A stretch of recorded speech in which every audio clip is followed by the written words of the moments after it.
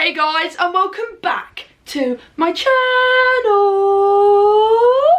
So for today's video we are going to be speaking about body dysmorphia. So this is a video I've really wanted to film for, well, not quite a long time, but I've been wanting to do it for a little while now, and it's a video that I can, you know, it's something that it touches me and I've been affected by it and still affected by it to this day, and I really wanted to just share my journey with this. So first, if you could smash me a big thumbs up down below and subscribe to this YouTube channel, I will forever be grateful. So yeah, let's just jump straight in.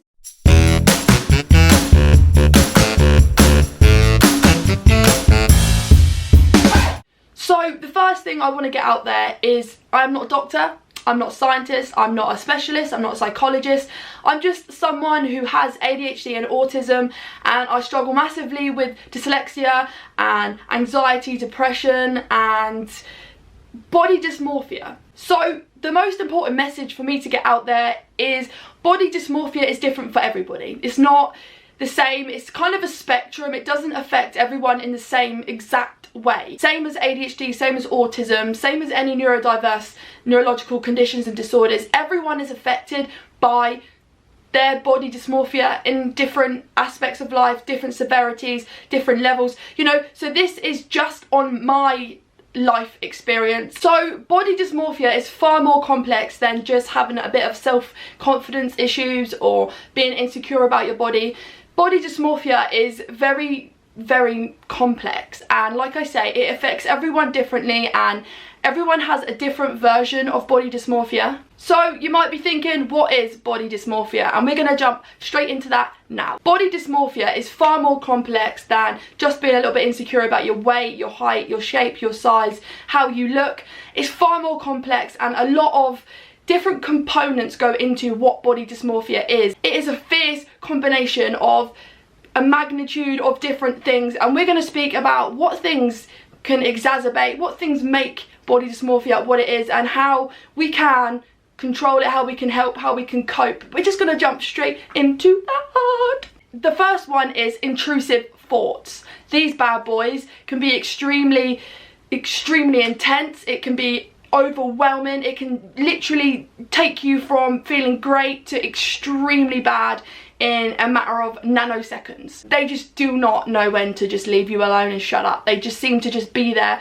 all of the time, and despite people kind of, oh, just ignore it, it doesn't work like that. You can't silence your thoughts, especially when you have a neurological disorder or condition. It just does not work like that.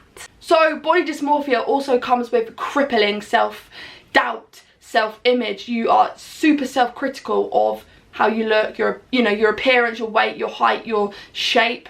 You know, you are always just feeling completely negative about yourself. There is never a day that you are completely happy with your appearance, with your weight or your hair, anything. There is always something that makes you feel like you are not good enough, that you are not pretty enough, you are not skinny enough, you are not, you know, you haven't got enough muscle, you're not big enough. There's just so many things that self-doubt and being so like hypercritical of yourself is horrid, and it literally changes your mood instantly. You have a real harsh perception of yourself. You just literally put yourself down all the time. You never feel good enough. You never allow yourself to feel confident. You don't allow yourself to ever feel good. You always just have to, you know, there's always something not quite right. You are never happy with how you look. You can have body dysmorphia at any age, any gender, any colour of your skin, any sexuality, any religion, any ethnicity. It is most commonly seen in young adults and teenagers. There are many reasons why an individual may feel the way they do about their body, about their height, about their skin, anything, you know. Body dysmorphia, there's many reasons for this. I'm gonna just give you some reasons why an individual may feel like this. Environmental factors can play a huge part in body dysmorphia, and it can exacerbate it. Psychological factors, social media, biological factors, OCD, personality traits, mental health conditions, bullying, unresolved trauma, society's unrealistic expectations they set upon young people. And it doesn't stop there. There are many more reasons why people grow to feel like this, body dysmorphia develops. You know, there are many reasons behind this, and these are just a few that are the most common reasons behind that. And I want to touch up, and I want to say the most common, because there are so many more reasons behind it, but I can't exactly say every single one. But social media is a huge one for this generation. You know, social media, there are models out there that absolutely filter everything about their body, about their skin, about their appearance, about their weight. You know, you can now get editing software that will tone your body, will give you a six-pack, will make you look like your muscles are more toned. You can change your hair colour, your eye colour, everything about you. Straighten your teeth, you can whiten your teeth. There are so many like factors about social media that can really give young people a complex idea about what they are meant to look like, what they aren't meant to look like, what you can eat, what you shouldn't eat, what your skin should look like, what it shouldn't look like. Teeth should be straight, they should be this. There are so many, you know, factors about social media, environmental, psychological kind of factors. There are so many reasons why, you know, body dysmorphia can develop. Trauma, for example, this is a huge one. Being bullied. I mean, there's so many reasons why. People with ADHD are super impulsive, and we overthink. We've got a brain that just doesn't stop. So although there isn't a huge amount of research that will show the connections between ADHD and body dysmorphia, but I definitely, if you are a researcher or a scientist or a doctor watching this, I suggest that you go do some real good research, because I can guarantee there is probably a link somewhere deep down. There is a connection between body dysmorphia and ADHD, and I'm just going to share my views, my opinion and my journey, so that maybe we can just put some links together. So a lot of ADHDers will feel blessed with hyper focus kind of trait that you can get. So yes, we are very kind of fixated. We can become super fixated, hyper fixated. And again, yes, okay, some see that as a real good benefit, a trait that is a positive trait. But unfortunately for me, in general, that is not a great trait. I hyperfixate on the things that I wish I could change about myself. So there's so many things, I'm not going to point them out because I just don't need other people pointing them out for me. But there are just some things about myself that I just hyper focus on. For example, I'm never happy with my weight. There's just always things about myself that I'm just not happy about, and I hyper focus and I hyper focus.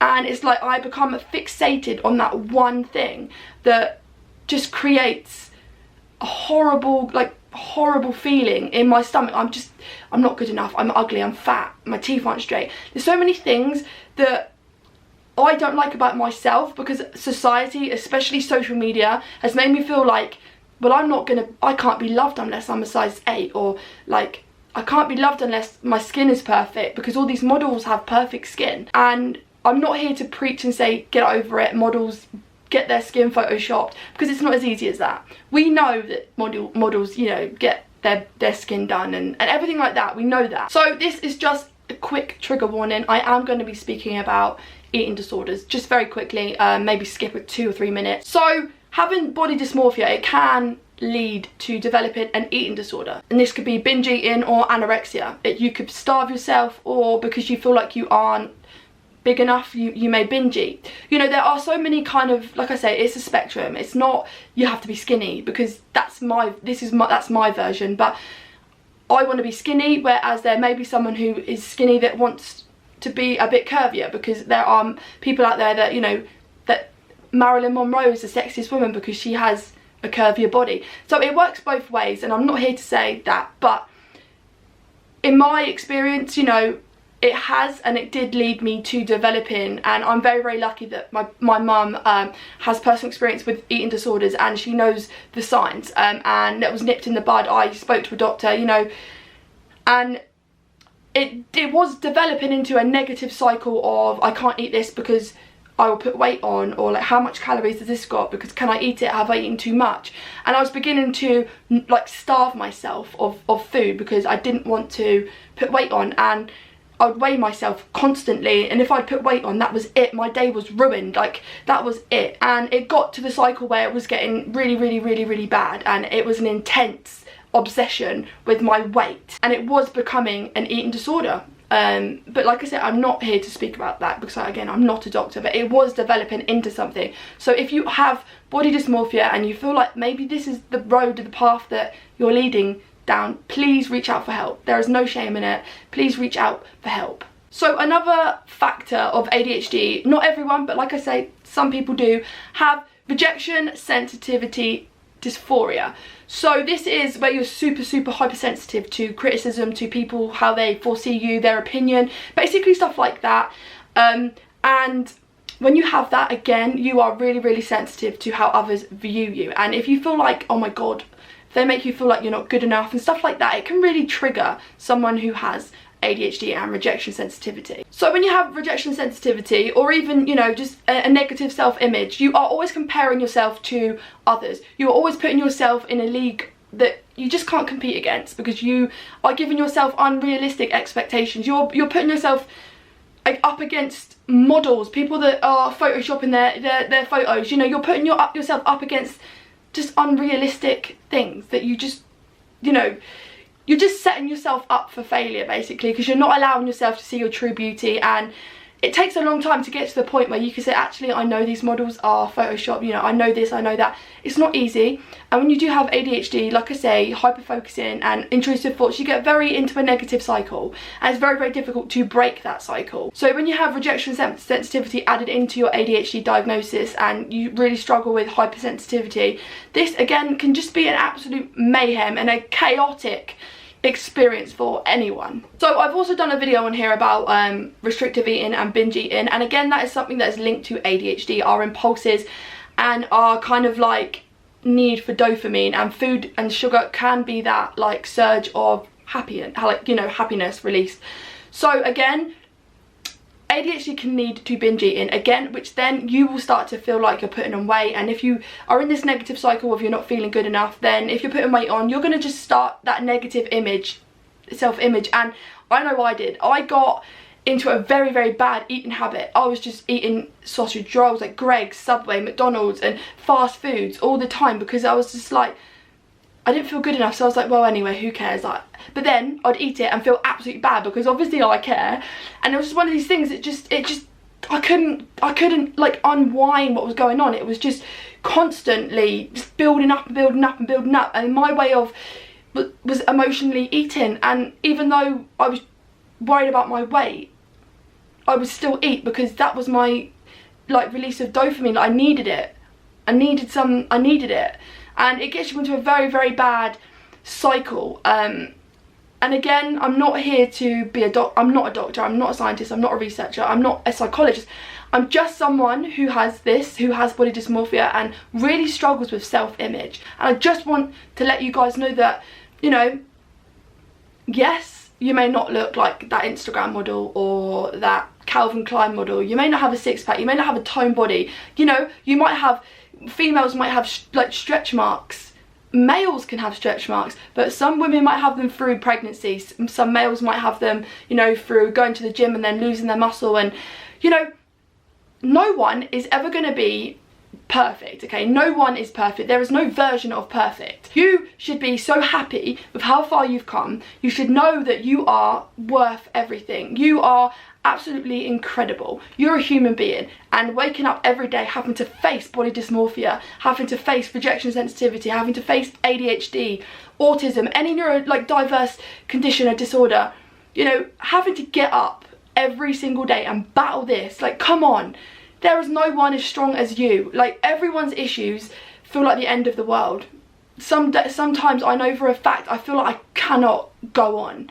Like, there just feels like there's just too much going on. Like, 1 minute I'm happy, the next minute I'm not, and it just feels like there's a never-ending cycle of doom. And you and I still get up every day and we battle that doom, and we bloody slay it, guys. We absolutely slay it. We prove it wrong.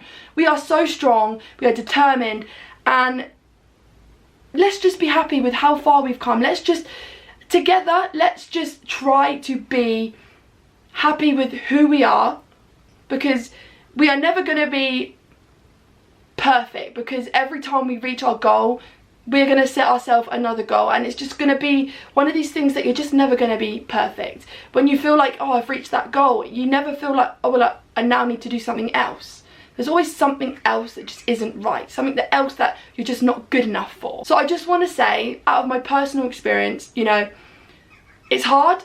It really is challenging to learn to love yourself And me being someone who films myself regularly on YouTube and I put myself out there, you know, it's very, very difficult for me because I come on here and I just worry that someone's going to call me fat, or someone's going to say I've got big ears, or I've got a big nose, or my eyes are too far apart, or my jaw, you know, I'm always worried about someone saying something about my appearance because it triggers me massively, guys. So I want you to know that you are not alone in your struggles at all. You really aren't. Body dysmorphia is not a joke. It's so complex. I'm not here to be a doctor. I'm not here to tell you get over it. I'm not here to say just love yourself, because again, like I keep saying, it's bloody hard, and one day you might get to that part where actually I'm happy, but it's very, very difficult. I'm not ever going to say that I will get to that stage of my life. I'm certainly not now. I'm not going to put pressure on myself to make me feel like I have to be at that point in life, because